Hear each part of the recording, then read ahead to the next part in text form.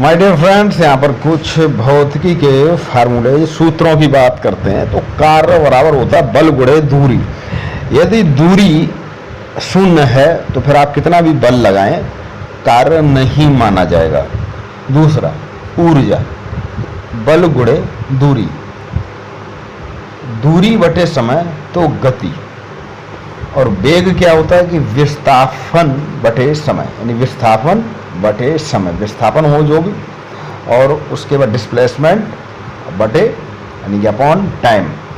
विद्युत क्षेत्र, तो विद्युत बल क्या लग रहा है अपॉन आवेश, वो विद्युत क्षेत्र आपका पता लगेगा।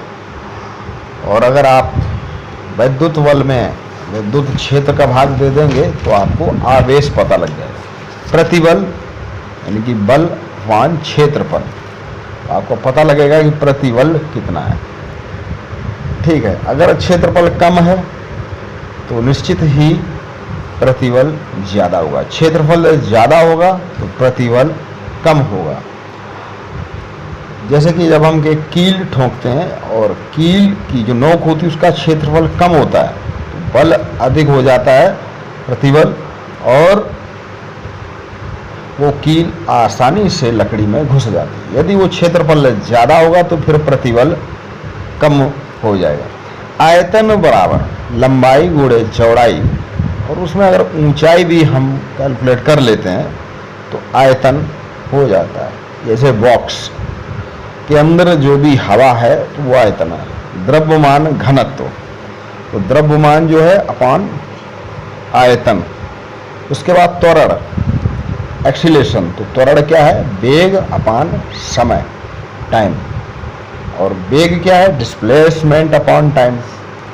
ठीक है, इसीलिए त्वरण मीटर प्रति सेकंड स्क्वायर हो जाता है, वर्ग हो जाता है। शक्ति क्या है, तो शक्ति कार्य अपॉन समय पावर। ठीक है, अगर समय कम है तो कार्य सेम रहेगा, समय कम लगा तो शक्ति ज़्यादा है, और समय ज़्यादा है कार्य सेम है तो शक्ति कम है।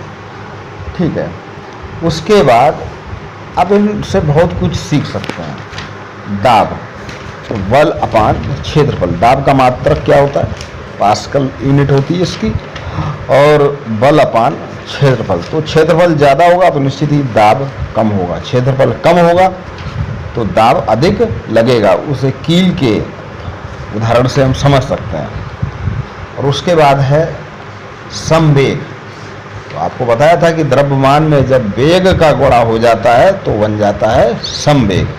ये थे फिजिक्स के भौतिकी के कुछ महत्वपूर्ण फार्मूलेज जो सभी को आना ही आना चाहिए यदि आप भौतिकी के छात्र हैं। तो फिर मिलता हूँ किसी अन्य वीडियो के साथ। चैनल सब्सक्राइब करें, घंटी का बटन दबाएं।